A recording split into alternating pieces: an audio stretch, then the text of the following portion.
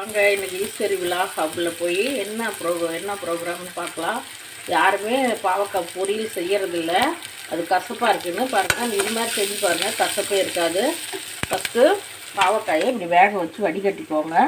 இந்த மாதிரி ரவுண்டாக வேக வச்சு வடிகட்டிக்கிட்டு அதுக்கப்புறம் எண்ணெய் ஊற்றி கடுகு போட்டு உளுத்தம்பருப்பு கடலைப்பருப்பு போட்டு நல்லா வெங்காயம் கொஞ்சம் பெரிய வெங்காயமோ சின்ன வெங்காயமோ நல்லா வெங்காயம் கொஞ்சம் நல்லா போட்டுக்கோங்க. போட்டுட்டு ஒரு தக்காளி பொடி பொடியாக கண்ணுக்கு தெரியாக கட் பண்ணி நல்லா வதக்கிட்டு இந்த பாவக்காயை கொட்டி மிளகாத்தூள் மஞ்சத்தூள் உப்பு நான் வேகக்குள்ளே உப்பு போட்டேன், நீங்களும் அதே மாதிரி போட்டுக்கோங்க.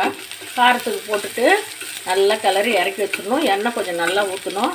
கட்டாயம் தக்காளி போடணும். போட்டுட்டு நல்லா வதக்கிட்டு இறக்க போக்குள்ளே லைட்டாக மிளகாத்தூள் போடுங்க. காரத்துக்கு எவ்வளோ உங்களுக்கு காரமோ போட்டுட்டு இறக்கக்குள்ளே லைட்டாக நாட்டு சர்க்கரையோ வெல்லமாக லைட்டாக கொஞ்சம் தூவி நல்லா பரட்டி இறக்கி வச்சுக்கோங்க. சூப்பர் பாவக்காய் பொரியல் ரெடி. வாங்க அடுத்து செய்யலாம். தக்காளி போடலாம். பாவக்காய் பொரியல் ரெடி ஆகிடுச்சு பாருங்கள். இது மாதிரி செஞ்சு பாருங்கள். குழந்தைங்க சாப்பிட்னா லைட்டாக கொஞ்சம் வெல்லமாவோ சர்க்கரையாக போட்டு கொடுங்க. சூப்பராக பாவக்காய் பொரியல் ரெடி. பாருங்கள் வாங்க பாவக்காய் பொரியல் சாப்பிடலாம். வாரத்தில் ஒரு நாள் கொடுங்க. பெரியவங்கலேருந்து குழந்தைங்க வரைக்கும் நல்லது. வயிற்றில் இருக்க பூச்செல்லாம் செத்துருவோம். கட்டாயம் பாவக்காய் வாரத்தில் ஒரு நாள் சாப்பிட்ணும். அப்படி இல்லைன்னா மாதத்தில் ஒரு நாளாக சாப்பிடுங்க. இந்த சேனல் பார்க்குறவங்க லைக் பண்ணுங்கள், கமெண்ட் பண்ணுங்கள், ஷேர் பண்ணுங்கள், ஒரே ஒரு சப்ஸ்கிரைப் பண்ணி விடுங்க.